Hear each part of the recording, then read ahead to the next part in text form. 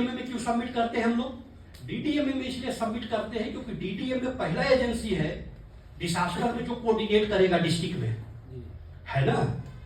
डीटीएमए वाले हैं यहाँ पे, वो सब बताएंगे ही लोग। जैसे कुछ भी होता है तो ये फायर वालों को कोऑर्डिनेट करते हैं, हेल्थ वाले को कोऑर्डिनेट करते हैं, सब पुलिस को कोऑर्डिनेट करते हैं। तो जब इनके पास प्लान होता है, प्रोसीजर ये है कि उस प्लान को ये अपने ईएसएफ में डिस्कस करें। जो प्लान सबमिट हुआ है वो कभी एक मीटिंग बुलाएं और ये लोगों से डिस्कस करें, देखिए ये प्लान आया, आपके एरिया में ये स्कूल है, वहां पे इतने बच्चे रिस्क पे हैं, ऐसा है, ऐसा है, ये ऐसा प्रोसीजर है।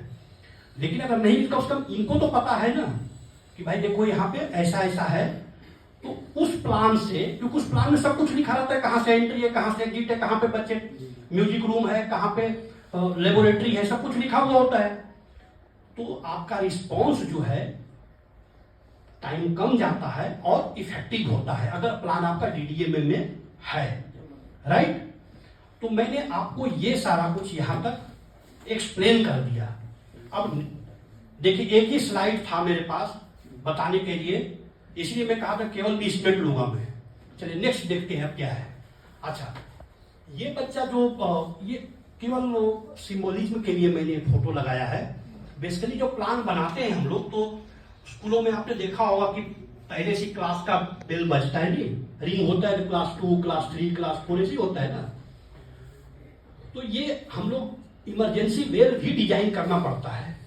कैसे डिजाइन करते हैं, कहना जो नॉर्मल बेल था उससे डिफरेंट होता है, वो कैसा भी हो सकता है ना। इसलिए हम लोगों ने कि जो नॉर्मल क्लास का बेल था उससे डिफरेंट बनाओ, और सबको पता होना चाहिए कि देखो भाई ऐसा बजा, इसका मतलब इमरजेंसी है। इसका मतलब है आप सबको जो सेफ प्लेस आइडेंटिफाई किया गया है कैंपस में, वहां आपको इस पैटर्न में खड़ा होना है।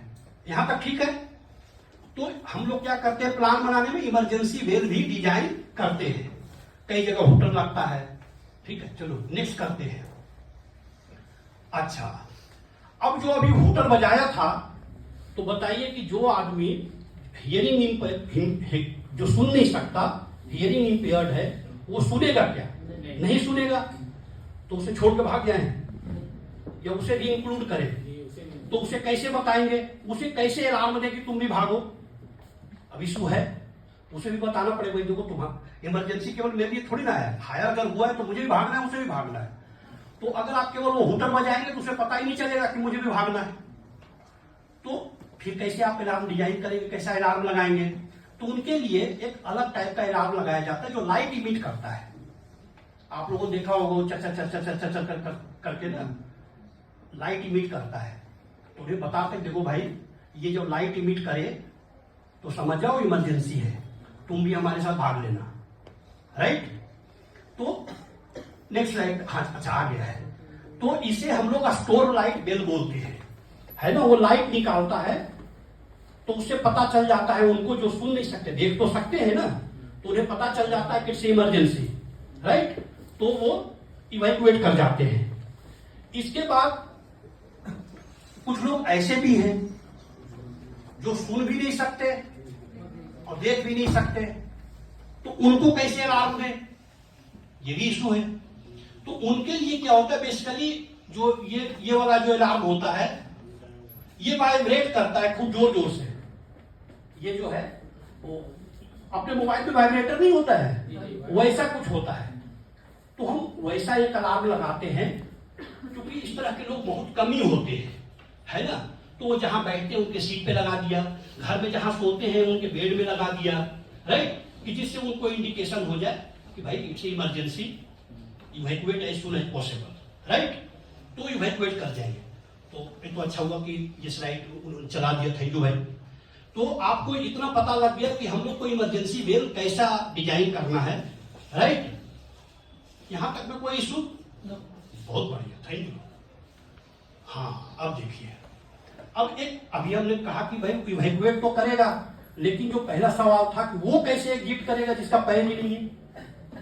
आप तो भाग लोगे, वो कैसे जाएगा? जो व्हील चेयर बाउंड है वो बेचारा कैसे जाएगा? तो उसके लिए भी आपको एग्जिट सोचना पड़ेगा। तो उसके लिए रैंप होता है, नहीं निकलने के लिए वो व्हील चेयर चला करके रैंप पर से निकल जाता है, राइट। अभी टाइम है शेष, है ना, कितने मिनट? अच्छा टाइम, अच्छा आप लोग कोई बोर तो नहीं हो रहे हैं ना?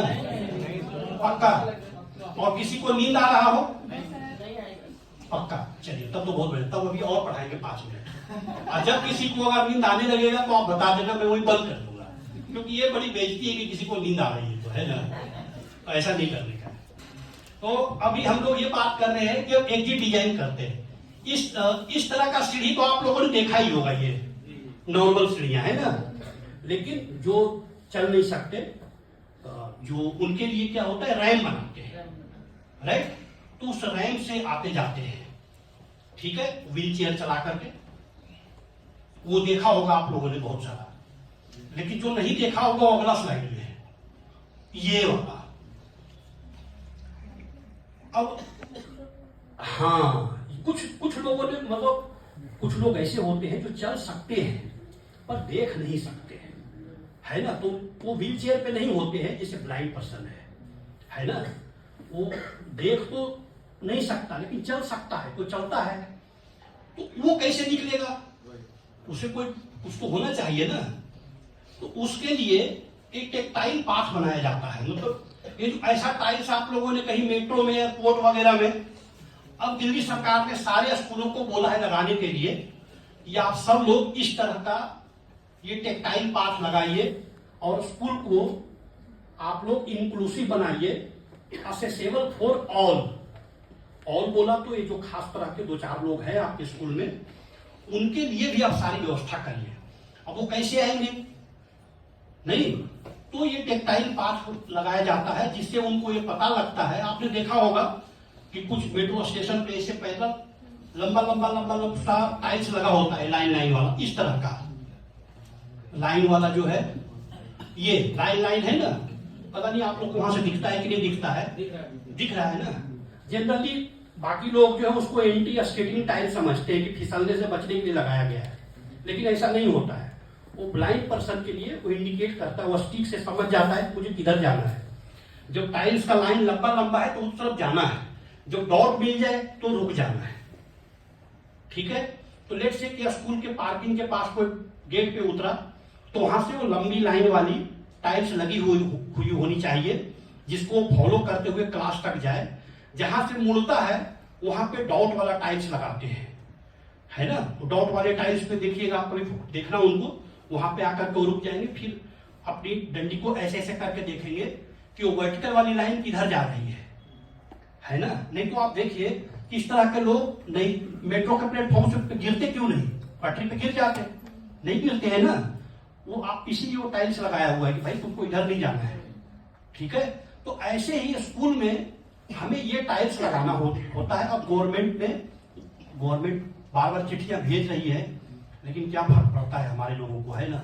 हम प्लान ही नहीं बना रहे तो टाइल्स क्या लगवाएंगे, लेकिन काफी स्कूल वाले लगा रहे हैं क्योंकि कई तो हमारे ही क्लाइंट है, ठीक ना। Thank you. तो और क्या है, नेक्स्ट स्लाइड चलाइए। अच्छा, फिर हम लोग क्या करते हैं प्लान में कि निकल के जाना कहाँ है, कि भाई क्वेश्चन करके कहाँ, घर चले जाओ, ऐसा करते हैं क्या? नहीं ना। एक सेफ स्पेस आइडेंटिफाई करते हैं, वहां जाकर के सब लोग असेंबल होते हैं, है ना। तो सेफ प्लेस हम लोग को आइडेंटिफाई करना होता है, मार्क करते हैं। उसका मोटा रूल ये होता है कि वो ऐसे जगह हो, किसी लेट से बिल्डिंग जो है आपका 30 फुट है ऊंचा, 50 फुट है ऊंचा, तो आपका सेफ प्लेस यहां से डायगोनली, मतलब बिल्डिंग गिरे तो आपके नहीं गिरे, अभी समझ गए, इतना दूर होना चाहिए, तो इसलिए उसको सेफ प्लेस बोलते हैं।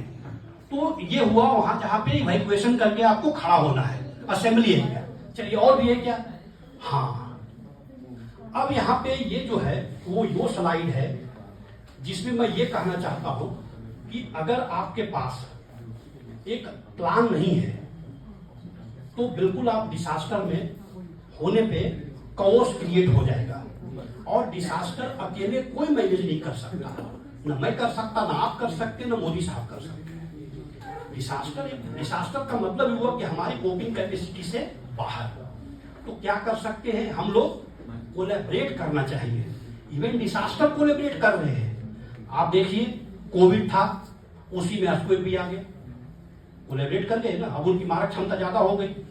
जैसे जैसे इंडस्ट्रियलाइजेशन बढ़ते जाएगा, क्लाइमेट चेंज बढ़ता जाएगा, वैसे वैसे डिसास्टर की फ्रिक्वेंसी बढ़ती जाएगी, रोज होएगा, और उसकी मारक क्षमता मतलब इंटेंसिटी बढ़ती जाएगी। तो उससे बचने का उपाय ये है कि देखिए, लेट्स से केएमसी है, अब इसकी बिल्डिंग तो नया तुरंत नहीं बना सकते, इसका प्रोसीजर है, बहुत ही लंबा प्रोसीजर है, राइट। लेकिन हम प्लान बना सकते हैं कि अगर अर्थ शेक करता है तो हम कैसे निकले, अगर फायर होता है तो हम कैसे अपनी जान बचाएं, है ना।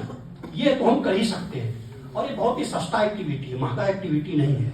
मैं आप सब लोगों से कहता हूं कि आप लोग का जो राइट है वो केवल जीने का नहीं है, आपका राइट सेफली रहने का, सेफली जीने का राइट है, सुरक्षा के साथ जीने का अधिकार है आपको, है ना।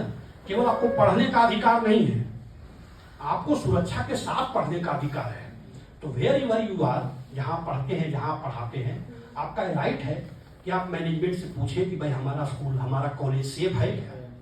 हमारे यहाँ सेफ केवल लोहा का गेट लगाने से नहीं होता है, अर्थक्वेक लोहा के गेट से नहीं रुकता, सिक्योरिटी गार्ड लगाने से भी नहीं रुकता, है ना।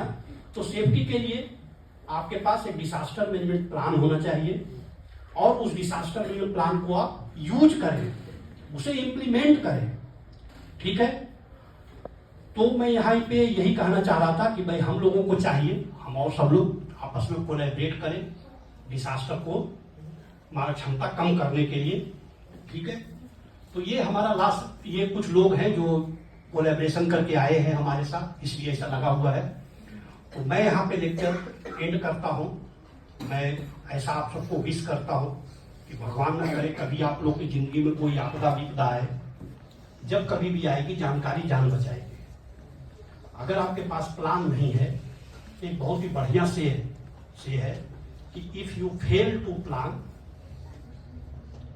यू आर फेलिंग टू, है ना। अब जब अगर आपके पास प्लान ही अच्छा नहीं है, ठीक है, तो रिस्पॉन्स तो क्या अच्छा होगा, फिर जो हो गया वही ठीक है। और हम लोग जो इंडिया में हैं, वो हम लोग के पास एक और भी बहाना है कि एक नेचुरल डिसास्टर था, भगवान की मर्जी थी इसलिए वो मर गया, ऐसा कुछ भी नहीं है। आपकी गलती से लोग मरते हैं, और बेटर है कि आप प्लान करें और रिस्पॉन्सिबिलिटी फिक्स की जाए। अगर कहीं प्लान नहीं है, कहीं ट्रेनिंग नहीं हो रहा है, भगवान क्या करेगा। प्लान तो आपको बनाना था, है ना, बिल्डिंग सेफ आपको बनाना था, इवैक्यूएशन मैप आपको बनाना था, तो भगवान क्या करेगा, राइट। तो आप लोग के पास अगर कोई क्वेरी है तो मैं अवेलेबल हूं, आप लोग मुझसे पूछ सकते हैं। मेरे हिसाब से मेरा 20 मिनट अब हो गया है।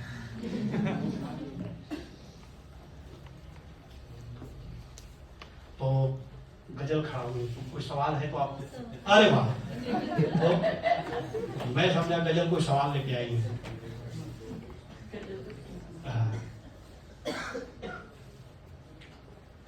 Do we have any questions?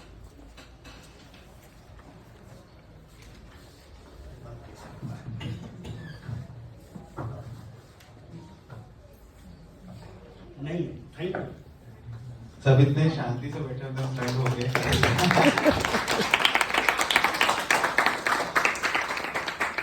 Thank you very much, sir.